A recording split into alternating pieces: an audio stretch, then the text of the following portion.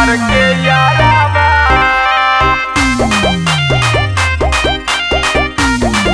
मौगी के ले भागलई मिलवे म्यूजिक बाय अमित गुप्ता। नहीं हर के यारावा माँ शीतला रिकॉर्डिंग स्टूडियो बिहार शरीफ।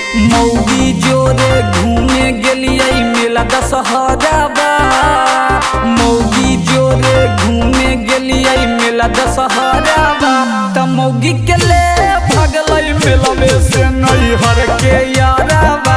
त मौगी के ले भागलै मेलवे से नैहर के यारावा। तेलम तेली में हट गेलै हम नजहरावा।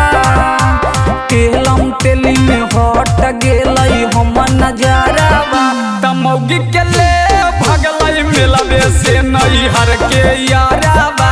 त मौगी के ले भागलै मेलवे से नैहर के यारावा। हर के यारावा मौगी के ले भागलई मिलवे से नहीं हर के यारावा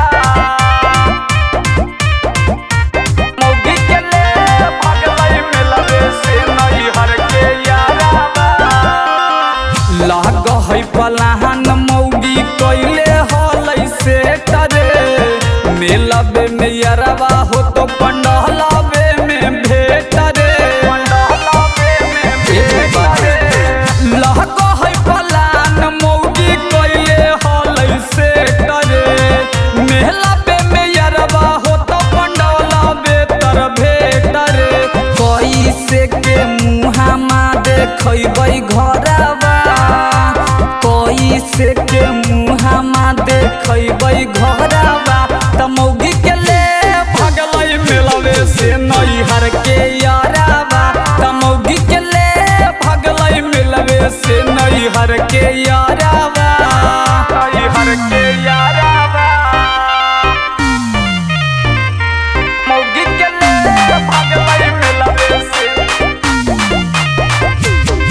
नहीं हर के यारावा म्यूजिक बाय अमित मौगी के गुप्ता। ले भागलई मिलवे से नहीं हर के यारावा सौरभ बिहारी नहीं है के रोपा विश्वास रे।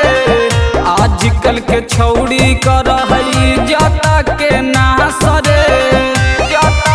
सुनी रे भैया पांडे ही तू नहीं है के रोपा विश्वास रे।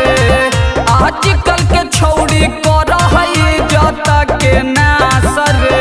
गाँव घर समाज से हमर झुकल कैसरवा। गाँव घर समाज से हमर झुकल कैसरवा।